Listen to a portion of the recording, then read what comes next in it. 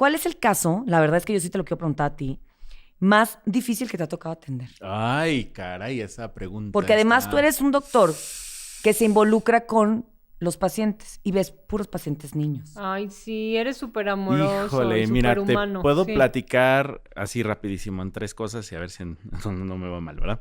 Uno, o sea, tenemos casos médicos donde son niños operados quirúrgicos, donde son niños operados de corazón, niños operados de cerebro, tumores, pus en el cerebro, etcétera, ¿no? De esos, un niño que nunca supimos la mendiga causa, que iba muy bien operado de corazón y nos faltaban algunas cosas, y de la nada su corazón empezó a tener arritmias. Lamentablemente fueron 45 minutos de RCP y nunca salió de las arritmias. Entonces, quirúrgicos. Médicos, una niña que quiero mucho, Lorena. Le decimos Lorenza porque está loca, ¿verdad? De cariño. Una niña que iba en el súper, el peso hizo que el carrito se cayera y entonces empezó a convulsionar. Pero cuando llega, te lo juro que algo no me cuadraba, justamente hablando de la fiebre, 39 grados. Y decía, ¿Por una caída? no. Sí, no coincidía. Le hago la punción lumbar, y ese fue de mis primeros casos. Le hago la punción lumbar, una mega infección cerebral, una meningitis. Cursó con 3 abscesos cerebrales y bueno, todo me tocó a mí, todo en ese momento. Y la niña ahorita está como si nada. Bendito Dios. Como si nada, gemela. Y médico de COVID, cuando fue la pandemia, que como sabemos bien, no nos tocó mucho, pues gracias a Dios, a los niños, ¿no?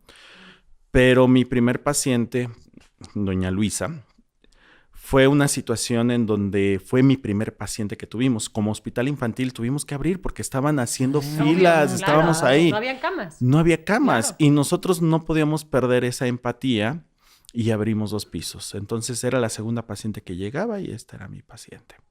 Doña Luisa, ¿cómo está? No, muy preocupada porque no hay quien le prepare comida a mi esposo, no hay quien lo vaya a atender, ni nada de eso. ¿Cómo estoy? No, pues no va a salir ahorita pronto, pero vamos a luchar todo para que salga. Doña Luisa, sabe que su saturación no está mejorando, necesito que se ponga boca abajo para ver si eso nos ayuda a saturar, o sea, pronarlos, que era lo primero que nos ayudaba. Y ya después de todo esto, doña Luisa, lamentablemente no funciona y le tenemos que poner un tubito para respirar.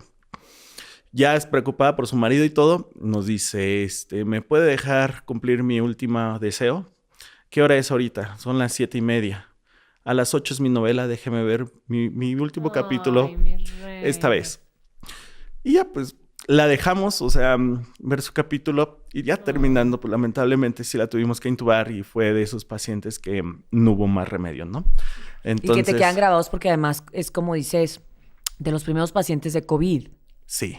Y que te toca y que además uno creería que a lo mejor como tú ves niños, te ibas a acordar o tenías como más... Resiliencia. Pues, ajá. Sí, no. Y aún con adultos, pues te dio esa...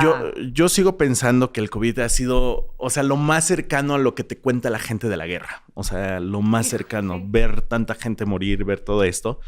Ahí es la cosa. Así una disculpita, últimamente, no sé, lloro. Pero bueno. Yo creo que sí, o sea, el COVID fue retador en muchos aspectos, pero no puedo empezar a imaginar lo que fue para ustedes, porque se les juntó todo. O sea, se les juntó la falta de camas con el exceso de pacientes, con que es algo desconocido, con que no todos los cuerpos reaccionan igual. El miedo, la mente de la gente. Época en la que se ponían los trajes de astronautas. Yo me acuerdo, o sea, tenía mi máscara, que era una máscara completa. Agradezco que pude obtenerla porque no mucha gente pudo. Tenía una máscara completa con un cubreboca, bueno, más bien el protector, el filtro, que era el más sofisticado. Y en esas veces que se te movía tantito y sentías que te ibas a morir porque decías, es que no sé cómo se transmite esto. O sea, no sabíamos nada. Y llorabas, o sea, llegabas a casa y llorabas. O sea, entonces, pero bueno, o sea, fue parte de todo esto y por eso digo, ha sido lo más cercano a lo que me han platicado de una guerra. O sea, y yo creo que como Y tal. sí, seguramente. El hubiera no existe. No existe. Matías me hizo una pregunta también. En ese momento me dijo, ¿quién sigue?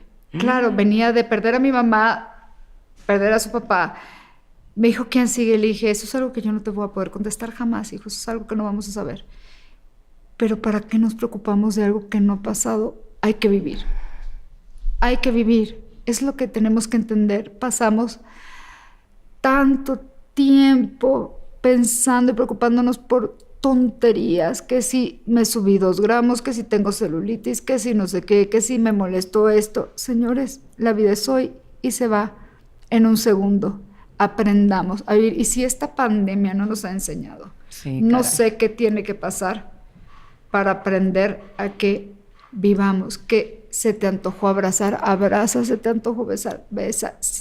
Di lo que sientas en ese momento. Es lo que yo estoy tratando de enseñarle a mis hijos. Y una vez me preguntaron, ¿qué es lo que quieres que tus hijos, cómo quieres que te vean mis hijos? Yo quiero que el día de mañana que yo ya no esté, mis hijos digan, sí, la vida está Sí, y sí. te avienta. Y a mi mamá, la vida la arrastró, la reventó contra el piso 15 veces. Pero 16 veces mi mamá se paró y se paró con una sonrisa.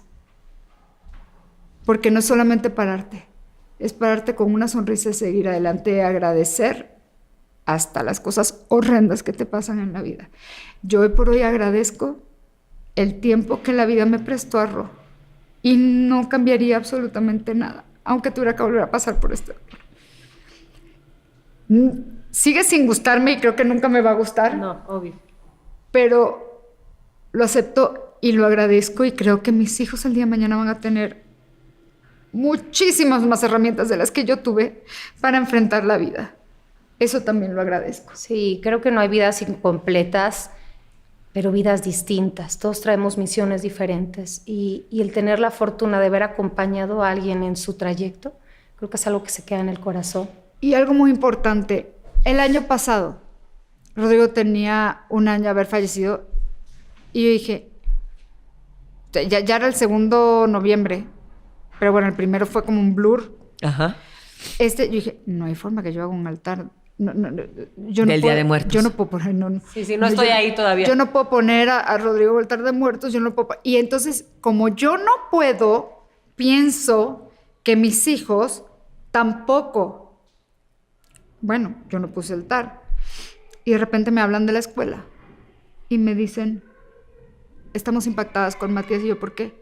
Porque estábamos armando el altar de la escuela y habían pedido, estamos en la misma escuela, ¿sí? Ajá. Que que mandaras cada quien mandaba algo. Obviamente Alguien mandaba yo no foto. mandé la foto porque yo dije, no hay forma. Yo quise pasarlo desapercibido, Sí, ¿no? sí, sí, Ajá. sí, vamos Y tú a viviéndolo borrarlo. desde tu lugar. Claro, pero yo, no, desapercibido así de, no, como que no hacer aspavientos No de... supe. Ajá. No, así de. Ay, no me igual enteré. nadie lleva. Exacto. Entonces, yo me hice la mensa y Matías se metió en las computadoras del colegio, imprimió, Mi vida. buscó una foto de su papá, imprimió la foto de su papá, hizo un dibujo de la foto de su papá y se paró y dijo, yo quiero explicar lo que es un altar de muertos.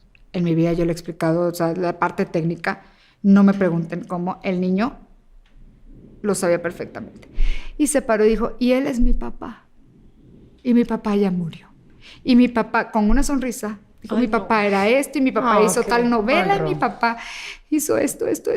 Y yo estoy muy orgullosa de mi papá. Y puso a su papá en el altar. Pero Yo niños me son quería maestros. morir, yo me quería No, morir. pero qué Digo, orgullo. yo, Pues porque- idiota soy. Claro. Cuando no idiota. sabemos qué hacer, ¿Qué no? hay que acudir a los niños. Los niños son maestros. Sí. Es lo que tú me decías ahorita, me dices, ellos van a saber qué hacer. Ellos saben, Y me no pasó. no lo hizo con tristeza, eso es lo que está más... Eso honró, los niños son maestros. Él estaba Honró, orgulloso, él honró. orgulloso, Él dijo, "Ese es mi papá". hablándole a los niños de su escuela sobre su papá. Y ¿sabes algo muy Y lo hermoso? Que ubicó en dónde está papá. Es decir, con la corta edad que tiene, le dio lugar en donde está. Es decir, es el Día de los Muertos, quiero que mi papá se reconozca que ahí está, que tiene un lugar en mi corazón. Pero qué orgullo. Qué Qué orgullo, orgullo, porque qué orgullo. Y primero. porque Coco que- nos dice Claro. que si los recuerdas ya están nunca se... Por eso, Gaby, pero qué orgullo, porque el poco tiempo que tuvieron con su papá fue tiempo que contó. Y el que no tuvieron tuvieron y tienen una Qué mamá bárbaro, qué espectacular bárbara. que se encarga de que sus hijos se enfrenten a esas situaciones así. Entonces, en vez de azotarte, neta, No. qué orgullo por cómo manejaste la situación. Y yo creo que ahí sí tenemos que aprender mucho más de la cultura oriental, porque mucho es la cultura que nos van inculcando y este rollo de la muerte trágico. Incluso el dolor, De velar, Adales. el dolor. Es malo. Y de repente a mí me llama mucho la atención.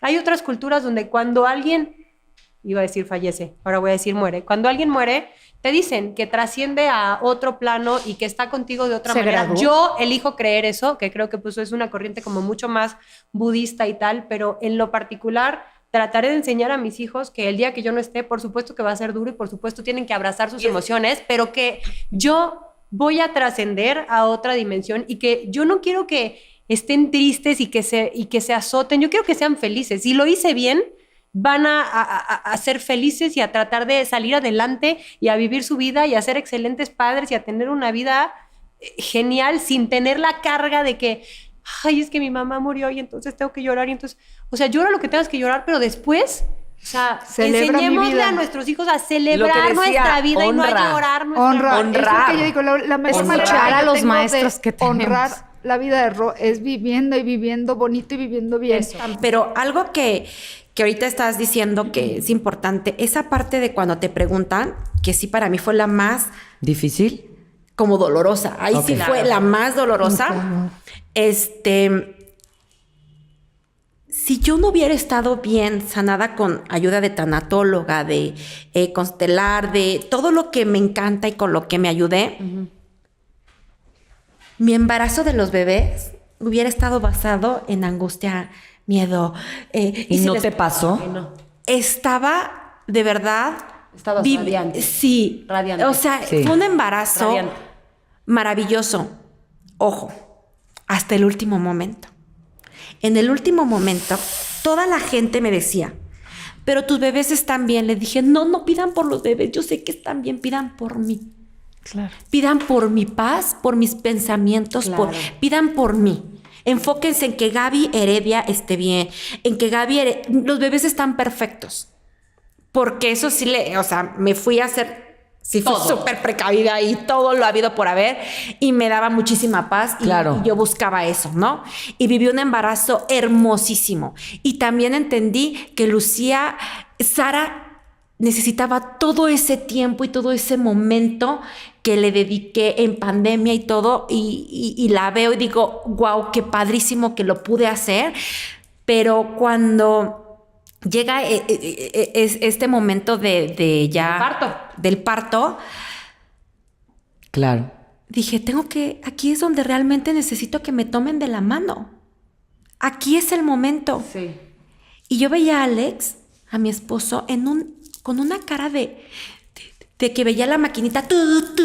Yo decía, bueno, el corazón ha de estar, pero a tope. Y él, pero te voy a dar masajito, pero tú tranquila, pero Ay, todo qué bien. hermoso. Y cuando veo que salen los dos, Gloria. dije, Ya.